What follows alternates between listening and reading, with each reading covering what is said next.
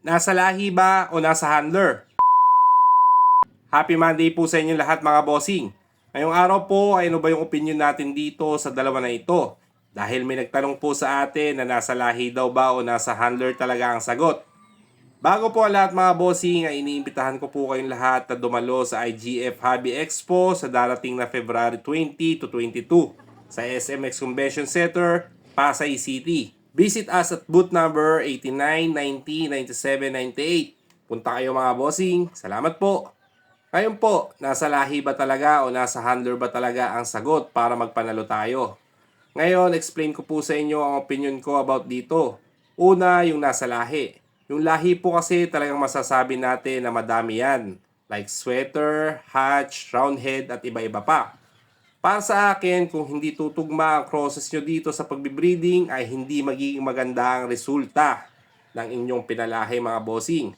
I mean, nasa breeder din po yan. Kaugnay po yan sa lahi. Kung maganda ang crosses nila at tumugma ay magiging maganda ang resulta. Dahil may manok talaga na bata pa lang ay magaling na masasabi natin maganda ang resulta ng lahi nito. Gets nyo ba mga bossing? Kahit anumang ganda ng inyong lahi, kung hindi din naman nagpapanalo, wala din. Hindi natin ma-score yun.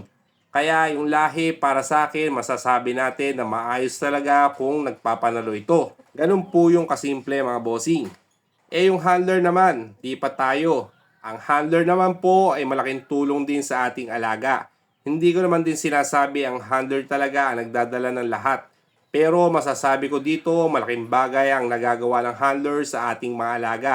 Halimbawa, magaling na inyong lahi or alaga, pero hindi naman basta-basta syempre ilaro lang natin sa exam yun agad. May proseso tayo like conditioning. May mga nagsasabi naman kahit walang conditioning daw, kukunin na lang sa cording, mas nananalo pa. Para ho sa akin ay hindi ho ayos yun. Baka minsan ay nagkakataon lang pero madalang na madalang. Dahil kapag ginayak ng maayos ang alaga at yun ang nakatapat nyo, ay siguradong mahihirapan ka. Sinasabi ko nga ho sa inyo ay mas maganda nakahanda ang inyong alaga kahit hindi ganong kagalingan yan. Alam niya sa sarili niya ang gagawin niya sa exam. Kaya ang trabaho ng handler ay tulungan ang alaga natin para lumakas ang kanyang katawan at resistensya. Yung skills kasi, nasa alaga na talaga yan. Hindi na natin mababago kung magaling na siya. Magaling na talaga siya.